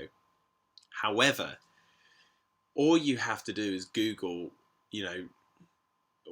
the tragedies that have happened in real life zoos and circus animals and all that sort of stuff, and then see the attendance numbers for zoos and circuses still today, and you'll have your answer as to why, when in the story of Jurassic Park, Jurassic World opens and they get 20,000 plus visitors a day, it's like people would go. That's the thing. People would go regardless.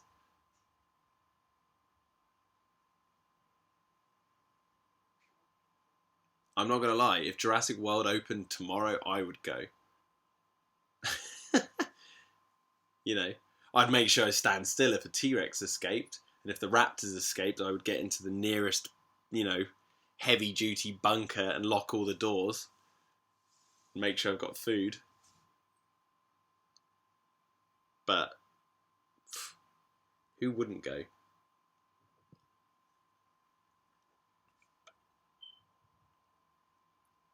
This is where Peter Ludlow is feeling a little bit like John Hammond, and Malcolm says that pretty much to his face in a minute. No, you're John Hammond. Actually, no, he's just said it. It was a few minutes ago. Apologies, these beers are going a bit too much to my head.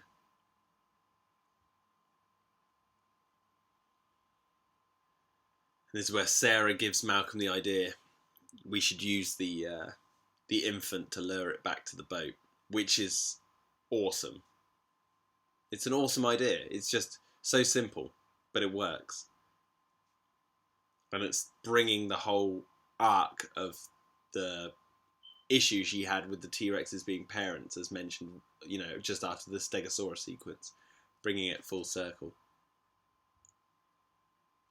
Interesting to note, the shot a few seconds ago we just saw of the T-Rex scratching itself with its arm. There is a pre-production meeting from the first film where Spielberg says he'd love to see the T-Rex just stop and sort of scratch itself with its tiny arms to, sort of give its arm something to do, but also to show the T-Rex as an animal. And that's not in the first film, but it is in this film. So he, carried that over, remembered that little character motif years later. And here we see the character of Benjamin, and he's looking out of his window, and there's, you know, the T-Rex head.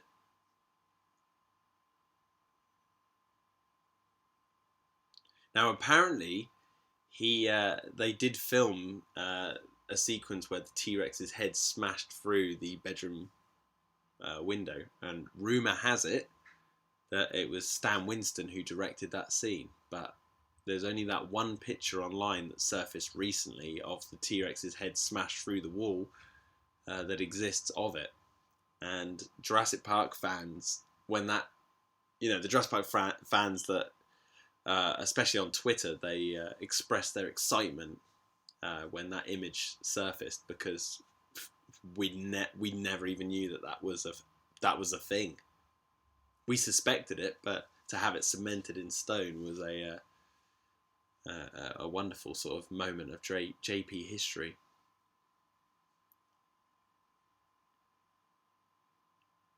Here we go. They look out the window and see that their poor dog has been munched by the T-Rex.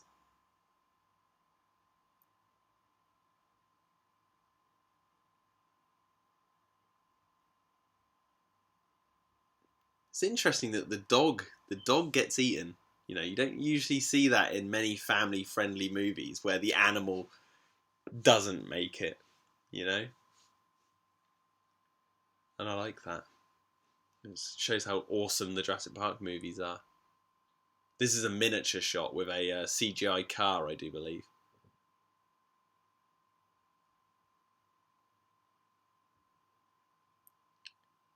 And here we're in the InGen San Diego facility.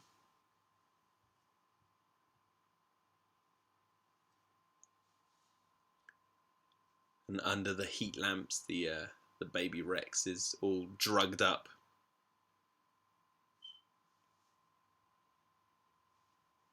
Obviously, we can see the Jurassic Park, the last vehicle in this movie that is awesome, is the convertible. I don't even know what type of car that is, but it's cool.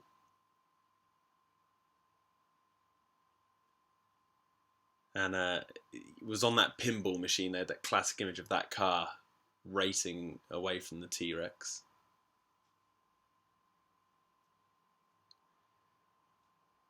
Here we go.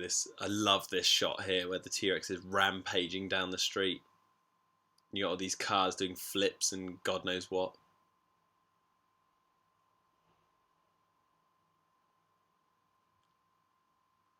The T-Rex is sort of just attacking everything around it because it doesn't quite know what it's doing.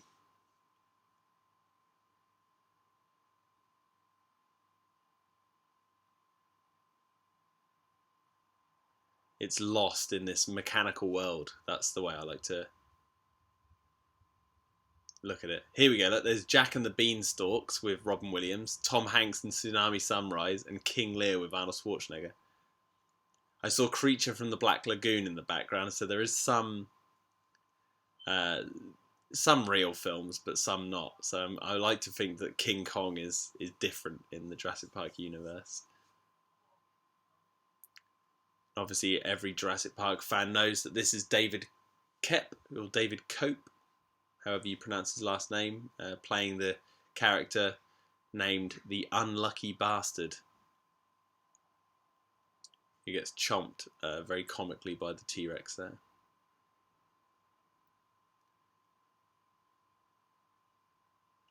As a kid, I always, like, whenever I was driving out with mum or dad to places, I would always look out the car window at, like, garages and stuff and imagine a T-Rex walking around like this. It's just great to see a movie that realizes it in the real world so we can actually see it. It's a very, I don't know, it reminds me of being a child, seeing stuff like this, like the big 76 ball roll away and the T-Rex walking under the petrol station. And you can see all the colours along its back as the fluorescent lights illuminated skin. It's just such a well put together sequence.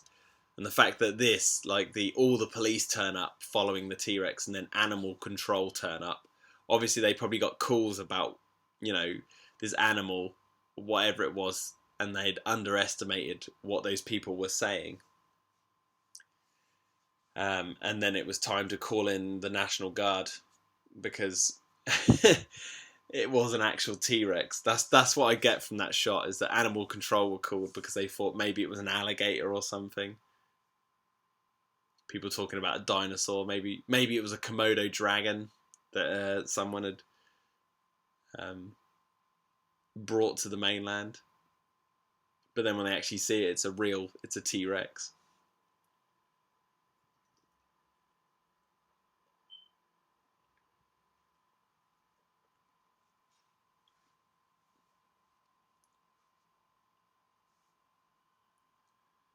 Despite this, actually, siren. Someone's in trouble. Despite this actually being the longest Jurassic Park film out of all of them, whenever I watch it, I can't believe how quick it goes. 2 hours flies by whenever I watch The Lost World, because I think it has really the action sequences or the segments of the movie are well defined. The chapters, so like when you go, the T-Rex is attacking the trailers, to Dita Stark being attacked by the compies, to the campsite attack, to the Raptor attack, to the San Diego incident. It's like very well defined. That's what makes it its pacing feel very satisfying. And if you can look there, in the background just then, there was huge crates on the dock that said InGen on the side. Real attention to detail there. Again, we've got the silhouette. Silhouettes are played very heavily in this film, like the silhouettes of the Raptors fighting, or Vince Vaughn's character, Nick Van Owen, stalking through the InGen facility to call help, and then now we've got Peter Ludlow in the depths of this ship, who's now realised that the infant is up and running about.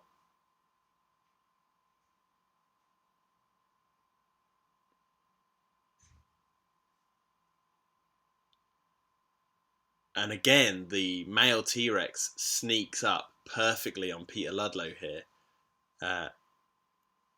Obviously realising its young was in danger, it decided to use its sneak attack. And it just makes the character of the T-Rex so awesome, how this huge predator can be so silent.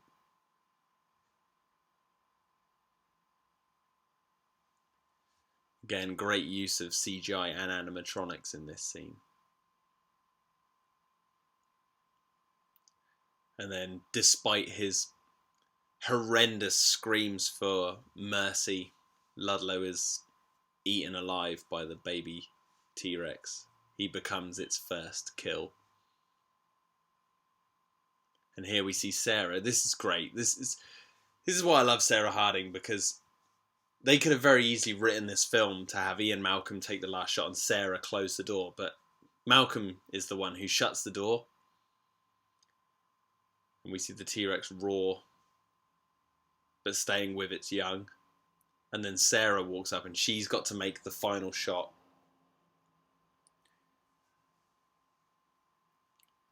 And you've got all these National Guard unit people turning up in the helicopters with their machine guns and sniper rifles and God knows what to take out this animal. And they just wait for it to show its head, and then all of a sudden Sarah takes that final shot and manages to get it just in time. And it's interesting that the shot of Sarah shooting is in slow motion, which was the first time slow motion was used in this movie. It was the second time it was used in the Jurassic Park franchise. I think the first time it was used in the first film was right in the opening sequence when Muldoon's going to shoot her. You see the hand going through his armpit and the footage slows down a little bit. So slow motion can appear in the Jurassic Park franchise. It's just very subtle, and how much you use it. You use it. God, this beer is getting to me now. Here we see the Ventura carrying the T-Rex and its infant back to the islands. And now we see that Kelly is the only one awake, and Malcolm and Sarah are the ones both asleep, which is a complete parallel to the ending of the first film, where only the adults are awake and the children are asleep. But this time it's reversed. You can see all the on the news, all the ships guarding the Ventura because they do not want to have, as he says, a repeat of the San Diego incident. But now the whole world knows about the dinosaurs, and this is where John Hammond can make his plea. So John Hammond's goal at the beginning of the film was to basically say these islands need to be restricted and let's just let the animals be, because we've made enough mistakes now. Now it's interesting that Isla Sorna is what he's talking about. Isla Nublar, well, other plans are at play with Isla Nublar, as we know.